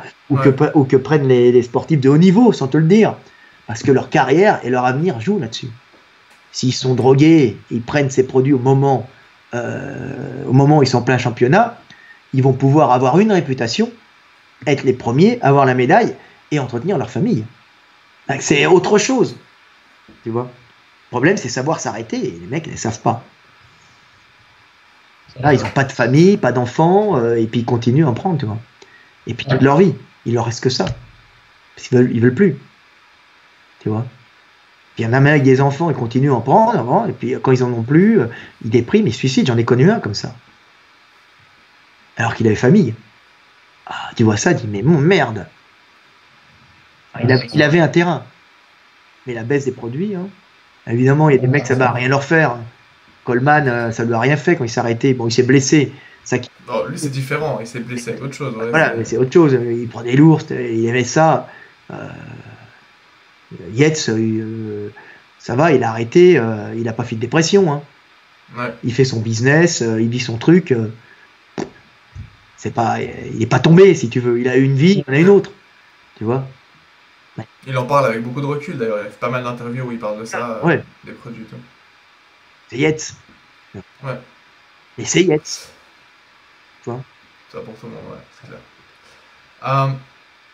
Là, je vais peut-être partir un peu loin, mais il y a une question que je me suis posée parce qu'il y a beaucoup de gens qui te suivent, mine de rien, qui respectent tes opinions, tes idées, ton point de vue sur la société. Tu as été reconnu dans le fitness, maintenant tu es reconnu en tant que philosophe. Quand on est dans tout ça, est-ce qu'on peut s'imaginer un jour, malgré le très basse opinion que tu as d'eux, Frédéric Delavier se lancer en politique? J'ai pas entendu la phrase. Excuse-moi, je recommence alors. Je dis, tu as été respecté pour tes opinions, ta philosophie, ton image de la société, les gens te suivent pour ça, tu as beaucoup de gens qui te suivent. De tous les milieux, de tous les milieux. De tous les milieux, justement. C'est qu'il faut faire vraiment attention. Je veux dire, j'ai des mecs qui viennent d'extrême gauche comme des mecs qui viennent d'extrême droite. Voilà, justement. Hein, j'ai des nationaux et j'ai beaucoup de mecs qui viennent ce que les socialistes appellent la diversité, tu vois. Ouais. Ce qui est drôle, c'est que j'ai vu des gens sur ton mur Facebook souvent, certains qui viennent de très extrême droite, qui te disent d'être trop complaisant avec les étrangers, et d'autres qui te traitent de raciste en même temps. Ouais. Donc, et puis d'un autre côté, il y en a plein qui m'adorent des deux côtés aussi. Voilà, c'est quoi mon fou. Objectif, je veux dire, c'est si tu veux, c'est les deux extrêmes d'une même énergie. Je veux dire, ça a toujours existé, ça existera toujours. Tu vois. Le racisme, est-ce qu'on pourrait le métissage, ça a toujours existé. Il n'y en a pas un qui est mauvais, un qui est bon. C'est si tu acceptes trop d'individus qui viennent d'un groupe étranger, bah, tu te fais envahir. Tu vois. Ouais. Les femmes, elles s'en foutent. C'est pour ça qu'elles sont souvent de gauche. Parce qu'elles se donnent au vainqueur. Donc celui qui a la capacité de mieux. Et si c'est le vainqueur, c'est celui qui portera le mieux ses gènes, avec lesquels elle s'associe. Mais pour un homme, l'arrivée de gènes étrangers, c'est pas tout le temps bienvenu, surtout quand ils sont masculins. Une femme, on l'accepte. Un autre mec, c'est une concurrence calorique et sexuelle. Donc c'est vrai que c'est un problème. Pour les hommes, de voir arriver, par exemple, plein d'étrangers mâles, même économiques, c'est gênant. Tu vois, alors quand c'est des communautés entières qui viennent en plus, c'est gênant aussi, parce qu'à certains niveaux, ça fait des tensions. Ce qui est normal. Ouais. Tu vois. Mais bon, après, le métissage en lui-même, ça a tout le temps permis de faire rentrer des gènes dans une communauté, tu vois, ce qui permet d'avoir l'arsenal génétique efficace en cas de changement de milieu. Mais si tu en fais rentrer trop, bah, tu perds les gènes de tes ancêtres, et puis tu perds aussi tes spécificités au milieu, et tu t'affaiblis aussi. Tu vois, donc tout ça, c'est un juste milieu. On peut pas... je suis pas raciste, hein. Je suis pas pour le métissage. Tout est dans la voie du milieu, si tu veux. Mais les deux sont compréhensibles à une échelle quand tu prends du recul, tu vois. Ouais. Maintenant, il faut dire, comprends quand même pourquoi il y a ci, pourquoi il y a ça, tu vois. Donc, Mais justement, vu que tu as des gens de partout qui te suivent, est-ce que pour te dire je veux changer les choses, tu pourrais un jour t'imaginer te lancer en politique? Je sais que tu as une très basse opinion de la politique, mais enfin des politiciens. Plutôt. Le problème, c'est en France. Je veux dire, un mec comme Trump, on juge un arbre à ses fruits, c'est un mec qui nous a évité la guerre au Moyen-Orient. C'est un mec qui fait du show, parce qu'il était show, il faisait showman à la télé, qui prépare ses shows. Je veux dire, le bombardement de la piste en Syrie, c'est un show. Il avait appelé Poutine et qui avait appelé, comment c'est Assad, en lui disant tu me vires tous les avions, puis on t'envoie 39 Tomahawk. Et comme ça, on dit qu'on est viril, nous les Américains, et qu'on répond. Parce que les mecs avaient balancé de l'ammoniac, je crois, sur des populations civiles. Donc des milices qui étaient avec Assad, mais qui étaient indépendantes d'Assad, c'est-à-dire qui avaient sûrement été sous-payées, qui avaient été payées par en dessous par les ennemis de Trump, tu vois, pour dire à Trump qu'il n'intervenait pas. Okay, ouais. C'est de la politique à haut niveau, hein, et puis pareil, il a appelé le Coréen du Nord, il a dit envoie-moi, fais-moi comme si tu fais des essais, moi je vais gueuler, puis après je vous fais vous serrer la main ensemble, comme ça je passe pour le faiseur de paix. Mais dans l'ensemble, il nous a évité une grande guerre au Moyen-Orient, avec des enfants, comme je dis tout le temps, qui mourraient dans des bombardements, écrasés dans des millefeuilles de béton. Donc rien que pour ça, le mec, tu peux dire bravo. Tu vois, et là, on a essayé de lui foutre le Covid-19 sur le dos. Le Covid-19, il est pour rien. Tu vois, l'Amérique a des morts, mais il faut voir aussi sur quoi arrive le Covid-19.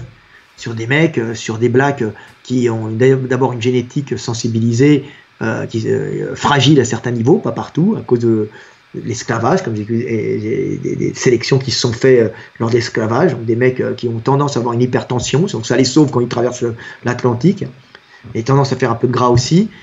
Mais quand c'est suralimenté avec de la bouffe de merde américaine, ça fait des obèses, hyper tendus, qui meurent au Covid-19, tu vois. Donc c'est pour ça qu'il y a eu beaucoup de morts chez les Noirs, donc les afrodescendants. Nous, nos Antillais aussi en ont pris. Il faut faire attention, tu vois. Mais bon, ils sont moins nombreux.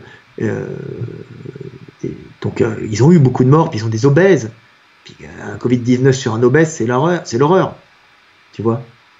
Parce que quand un poumon est atteint, il doit y avoir tout un corps de gras, gros, et tu fais vite une hypoxie, ton cerveau meurt. Alors quand tu es un peu maigre, ça va, t'as pas irrigué, tes poumons pourront quand même pomper pour irriguer un corps un peu plus petit.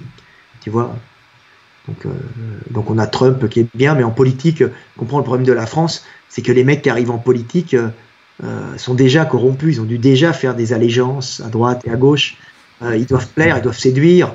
Le but de la politique, c'est pas de séduire, tu vois. Le but de la politique, c'est d'essayer de trouver le meilleur chemin pour le peuple, en faisant que le peuple l'accepte et vote à la rigueur pour le. C'est très dur d'avoir un peuple éclairé en France, puisqu'on a quand même 1000 ans de servage, tu sais pas plus. Donc on a enlevé la responsabilité aux gens. Tu as bien vu aux gens, alors rester confinés, ils restent confinés. Je veux dire, bon, en Allemagne, personne n'a été confiné, en Hongrie non plus. En Russie, ils ont été confinés, mais en Russie, ils en ont rien à foutre. Ils font des faux et c'est que des faux partout. Les mecs sortent avec que des faux. C'est les Russes. Poutine sait très bien que le confinement en Russie, c'est du bidon. On confine et tous les Russes vont faire des faux trucs parce que c'est tous des tricheurs. C'est la mentalité russe. Tu vois. Ah oui, je les connais, ils étaient là-bas. Et puis en plus, ils ont été moins touchés par le Covid. C'était essentiellement Moscou, mais quand même moins touchés. Il y a un mec qui me disait que c'était évidemment une souche mutante moins forte. Il disait que c'est la souche asiatique. Nous, on a eu la souche, paraît-il, mutante italienne qui est tombée sur nous, qui était plus puissante. Et puis et puis ils étaient bourrés de chloroquine aussi. Aux blagues, partout, tout le monde comprenait. Ce que me disaient les mecs, non, comment tu sais ça, c'est faux. Non, je sais ça parce que je discutais avec des Russes qui sont en Russie et qui sont dans les immeubles, dans les bars, ils ont tous de la chloroquine à fond la caisse. Okay. Ils sont distribués entre mamies, entre retraités, des immeubles et tout. Puis il y a moins de cas graves, de la contamination, beaucoup moins de cas graves. Visiblement, la chloroquine joue aussi. Puis peut-être aussi l'espace entre les gens. En Afrique, on a bien vu que ça prend pas. Pays chaud, même au Brésil, on dit Brésil. Brésil, c'est 200 millions d'habitants. Hein. C'était combien 10 000, 11 000 morts, 12 000 maintenant, 13 000, je sais pas. Bref, 208, un truc comme ça, 207, plus de 200 millions d'habitants. Il faut relativiser. Et puis dans les favelas, on est les uns à côté des autres, tu vois, avec des gens, mauvaise santé et tout. Ça fait quand même moins. C'est vraiment un virus. On s'en est aperçu doucement, mais on s'en doutait, mais un virus saisonnier. Même si c'est une belle merde. Et tu vois, les Français, bon, après, ils ont été confinés, ils ont accepté le confinement. Tu vois, c'est quand même un peuple qui accepte, tu vois. Il obéit quand même. Tu vois, il a accepté de ne pas mettre de masque au début. La politique en France, quand même, c'est dur, quoi. J'en ai pas une très bonne. C'est des coteries, c'est du copinage. Il n'y a pas vraiment de réelle idéologie. J'en vois pas qui se détache du lot. Je suis pas d'extrême gauche, particulièrement peut-être Mélenchon. On a l'impression qu'il est, en tout cas des connus, qu'il était au-dessus. Tu vois, je parle des mecs connus, qu'il a été relativement correct lors de cette crise, tu vois. C'est le seul que je vois à peu près, je suis pas d'extrême gauche à la base, qui était à peu près, je sais pas de part, tu vois, dans sa façon de réagir, tu vois. Et ce confinement, ces gendarmes qui traînaient partout, qui arrêtaient les gens qui étaient dehors, forcer les gens à faire leurs propres attestations pour sortir, les gens pendant 2 mois confinés, détruire l'économie, alors qu'il aurait fallu interdire effectivement tous les lieux de les réunions de plus de 10 personnes, tu vois, obliger les gens d'avoir des masques dans les rues commerçantes ou les commerces, et puis dans les transports en commun aussi, tu vois, et puis doubler les transports en commun, et puis prendre des mesures d'hygiène drastiques avec distribution de masques pour tout le monde, de gel hydroalcoolique, mais rien qui a été fait. On a un gouvernement qui était minable. C'est ça la politique, c'est ça la politique, merci, au revoir, quoi. Ça m'intéresse pas. Je préfère éduquer les gens en philo pour qu'ils soient responsables. Je veux dire, je ne pourrais faire de la politique que si j'avais des êtres responsables à qui je pourrais donner des idées et qui me suivraient si mes idées leur paraissent intelligentes. Là, maintenant, tu as des politiques qui cherchent à plaire à une foule. Donc on plaît, comme une femme veut plaire à un homme, tu vois. Donc c'est pas le but d'un politique, son but c'est pas de plaire, c'est d'essayer de responsabiliser un peuple et de le faire sortir de la merde, tu vois. Et le problème c'est qu'on a des séducteurs. Un séducteur, c'est pas un mec qui peut trouver des idées. C'est un concours de popularité plus qu'autre chose, quoi. Voilà. Ils ont pas les mecs, tu vois bien qu'ils n'ont pas de mission, globalement. Ils ne se sentent pas investis d'une mission, c'est des petits carriéristes. C'est pas beau. Un homme, à un certain niveau, il a une mission. Il a travaillé, il a réussi, il a fait une famille. Maintenant, il va vivre et mourir pour son groupe, pour l'humanité. C'est un peu ce que fait Trump. Hein. Trump était milliardaire, c'est un héritier, mais son but, c'est d'être aux États-Unis et d'appliquer une politique pour les États-Unis. Ouais. Qu'elle soit bonne ou mauvaise. Il ne cherche pas à plaire. Tu vois, il ne cherche plus à plaire. Si, il plaît un peu. C'est l'Amérique. Mais il a une mission à remplir. Et la mission, c'est l'Amérique. C'est pas lui. Donc, on le voit bien. Il s'est fait humilier 26 fois. Le mec, il passe son temps à se faire jeter dessus. Mais il est encore là. Il est droit. Ouais, c'est ça. Tu vois, c'est ça. Il est vulgaire et tout ce que tu veux. Il nous a évité la guerre. Tu vois. Il dit des conneries des fois. Bah oui, ça passe comme ça. C'est un mec est... C'est pas grave. Le fond est bon. Tu vois. Il y en a des comme ça. On en a. Hein. Bon, Orban, chez nous, est bon, tu vois. C'est une dictature, mais c'est pas une dictature ici. Ça paraît une dictature, mais les Hongrois, la rue, ils enlèvent la loi. Parce que c'est 10 millions d'habitants. Donc ça marche comme ça. Donc il passera des lois qui peuvent paraître liberticides, mais qui sont en vérité des lois acceptées par le groupe, parce que si le groupe n'était pas content, il serait dehors en train de gueuler. Et là, il l'a retiré tout de suite. Parce que c'est 10 millions d'habitants. C'est comme ça, traditionnellement, que les Hongrois font. Il veut un espèce de monarque qui est là, et un monarque, allez, vas-y, fais ce que tu veux, et après, non, là, c'est pas bon, on veut pas. Ils vont tous dans la rue, là, c'est 56, hein, la Hongrie. Les mecs dans la rue face au char. Hein. Tu vois. C'est les Hongrois, ils ont tout le temps fait comme ça. Puis les Russes, c'est pas sympa. Hein. Tu vois. Donc voilà. Libre, si vous voulez. La liberté. Mais ça vient doucement, ça vient doucement. Mais bon, ils nous ont quand même bien mis le joug, là, avec ce coronavirus. Tu vois. Ils auraient dû être très stricts au départ, empêcher les matchs de foot, les transports en commun, les sécuriser. Le maire de Lyon, par exemple, a été exemplaire. Le maire de Lyon, il a fait des transports en commun, borne alcool, c'est de l'action, tu vois. Nettoyage à la vapeur sèche, nettoyage aux UV et masques distribués obligatoirement dans les transports en commun. Ça, c'est du maire. Ça, c'est de l'action. Tu vois, c'est pas notre gouvernement. Je sais pas d'où il est, de gauche, de droite, j'en sais rien. Mais ça, c'est de l'action. Comme Frêche, tu vois, comme des Frêche, il dit on peut gueuler Frêche, c'est le maire de Montpellier, mais Frêche, sa ville, il l'a entièrement faite. Et ça devient une ville agréable. Tu vois, il était de gauche. Il peut être de droite, on s'en fout. Il y a des mecs qui agissent. Le maire de Lyon a agi. Là, il n'y a pas beaucoup. Hein. Tu vois, quand c'est des actions indépendantes, au niveau politique général, c'est affligeant.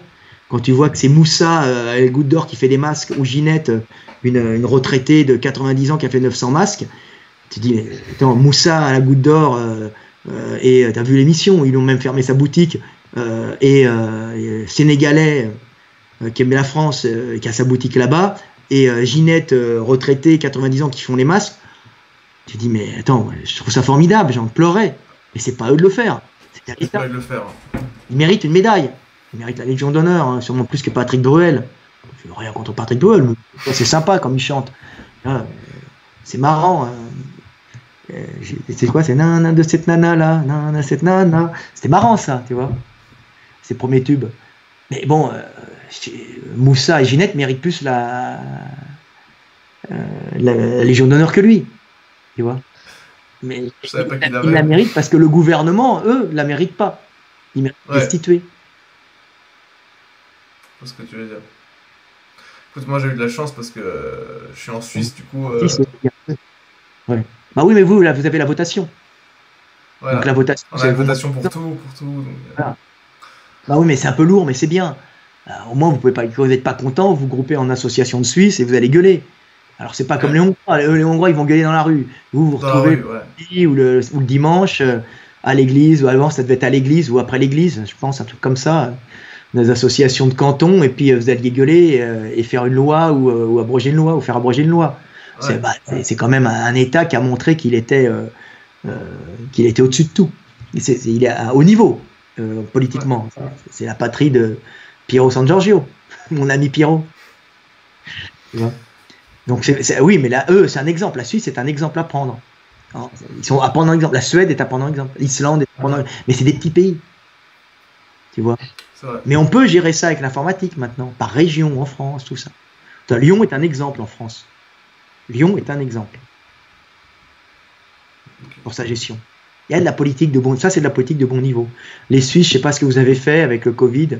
Vous avez fermé, il y a eu beaucoup de discussions. Je suivais les hôpitaux suisses au moment, c'était intéressant. Ils faisaient leur. Oui, tous les restaurants, etc. ont fermé comme en France, mais on n'a pas été confinés obligatoirement. Ah oui. Aucun confinement. Bah, c'est normal ça. Et du coup, là, on est déjà en deuxième phase de déconfinement, parce que typiquement, ce dont les Français beaucoup se plaignent, mes camarades qui sont pas encore de fitness et qui en pleurent pendant des mois, bah nous, moi, je peux aller m'entraîner, les restaurants ont réouvert, alors qu'on n'a pas été confinés avant, et ça a mieux marché comme ça. Nous aussi, on a ouvert ici, on n'a pas eu beaucoup de morts en Hongrie. Parce que les Hongrois ils sont confinés tout seuls. Il n'est pas très téméraire, le Hongrois, tu vois. Donc, dès qu'il a vu que ça sentait la merde, il s'est enfermé dans son village avec ses copains. Il ne sortait plus. Le village était vide. Il n'y avait rien. Il y avait des potes qui passaient à la maison. On était là et j'ai dit, mais attends, il y a le confinement. Et non.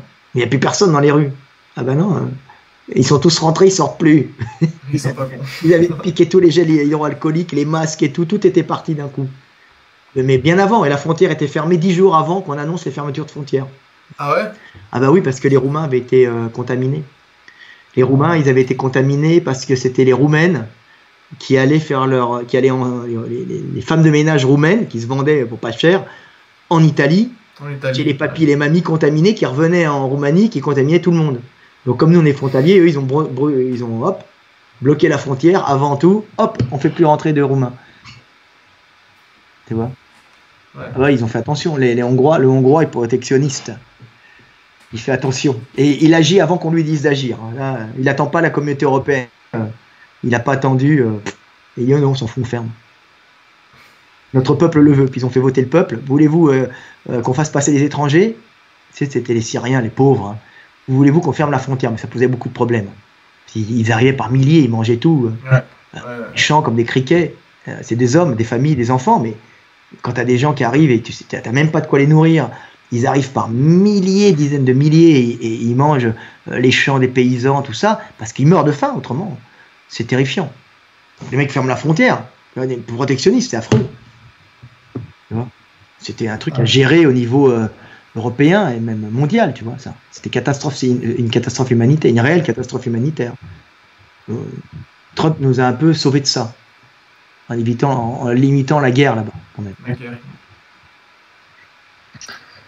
Bon, pour revenir à la musculation et sur le terminer, rapidement, enfin, de manière générale, s'il y avait une chose dont je devrais conseiller tous les pratiquants de musculation de s'intéresser à plus près de quelque chose, enfin, quelque chose que la plupart des gens ne s'intéressent pas assez, ne voient pas assez, et qui pour toi est primordial. Bah, je sais pas, moi, aimez le monde, intéressez-vous au monde en général. C'est tout, intéresse-toi au monde, au fonctionnement des choses, tu vois. Instruis-toi des anciens, va t'instruire dans les livres ou sur Internet, et puis observe le monde par tes yeux et tire-en tes analyses. Et puis si tes analyses, tu t'aperçois que ce que tu vois ne correspond pas à ce qui est écrit dans les livres, eh ben, tu te dis que ce que tu vois est sûrement plus juste que ce que tu as lu. Tu vas avoir oser tirer des conclusions de tes propres expériences, tes propres analyses, tirer des analyses de tes propres expériences. Mais utiliser les anciennes aussi. Et puis tu vois si ça ne correspond pas, bah, fie-toi plutôt aux tiennes, puisque tu t'aperçois que le terrain te prouve que toi tu as raison. Enfin, ça c'est une base, mais c'est pour la muscu le reste. Oh, c'est très intéressant. Parce que les gens donnent beaucoup de valeur à la parole de personnes qu'ils ne connaissent même pas au final, au lieu de valoriser leurs propres expériences et de s'instruire par eux-mêmes. Ah oui, ce que disait Bouddha, ce que j'ai vécu, vivez-le, expérimentez-le. C'est-à-dire expérimenter le chemin de la vie, l'excès, en tout, pour aller vers la voie du milieu. Tu ne trouves la voie du milieu que par le déséquilibre en allant trop dans le trop ou le passé. Attention de ne pas trop t'éloigner du chemin. Des fois c'est dur. La philo. De base. On revient à la philo. Comme les mecs m'accusent, la philo de de bistrot en France. Peut-être, mais elle est peut-être plus profonde que la philo de fac. Tu vois. Souvent. Voilà. Ouais. Qu'est-ce qui prime sur l'expérience de la vie, hein? Pas grand-chose. Hein. Parce que la philo de fac, c'est souvent beaucoup de blabla et pas beaucoup de... des choses qui ne sont pas applicables. Voilà, et puis sortir le nom d'un philosophe connu pour montrer qu'on connaît la philo. Non, la philo, c'est analyser l'existence, analyser ta vie pour en tirer... pour en tirer le meilleur et réussir à l'avenir. À l'avenir, c'est ça. La philo, c'est du pragmatisme. Hein. Une science de chasseur, comme je dis. C'est analyser le monde pour pouvoir en rapporter l'énergie. À la base, c'était ça. La philo pour la philo n'a aucun intérêt. La philo, c'est pas fait pour citer le nom de 3 philosophes dans un dîner mondain, à moins que tu puisses t'imposer socialement et après faire des affaires. Et puis avoir les femmes. Bon, fais-le. Si c'est pour avoir les femmes et gagner des marchés. Mais c'est quand même minable. Ouais. Tu vois, c'est ça. Ok, bah merci. Moi, c'est tout ce que j'allais te demander aujourd'hui. Si tu as encore envie d'ajouter quelque chose, voilà. Fais seulement. Non, alors j'ai quand même ton nom, je l'ai, hein, je crois. Hein. Ouais. Il est sur. Merde, attends. Timon. Karim Timon. Karim Timon. Excuse, on dit comme ça, on m'engueulera pas de dire t'as oublié mon nom. Comme le mec avait pleuré parce que j'avais oublié son nom à la fin. Bon, moi je te dis à bientôt, Karim Timon. Merci beaucoup. Merci beaucoup pour tout, en tout cas, pour ton temps, Fred. C'était vraiment sympa. Bientôt. Salut, hein, bye. Allez, salut, merci beaucoup, ciao. Bon tout le monde, voilà, c'était l'interview avec Fred Delavier que je remercie encore pour son temps, sa disponibilité et sa sympathie. Comme d'hab, si vous avez d'autres questions que vous voulez que je pose à d'autres personnes, laissez-moi vos suggestions en commentaire. Comme ça, je pourrai interviewer des personnes que vous voulez voir répondre à vos questions. Sur ce, je vous rappelle de vous abonner à la chaîne si ce n'est pas encore fait. Activez la petite cloche notification pour ne rien rater. Allez jeter un coup d'œil à mes autres vidéos. J'ai plein de types de vidéos différentes. Allez jeter au coup d'œil aux interviews que j'ai déjà faites. Et comme j'ai dit, abonnez-vous pour ne rien rater des prochaines interviews. C'était Timon Karim et je vous dis à tout bientôt sur ma chaîne pour une nouvelle vidéo. Allez, ciao.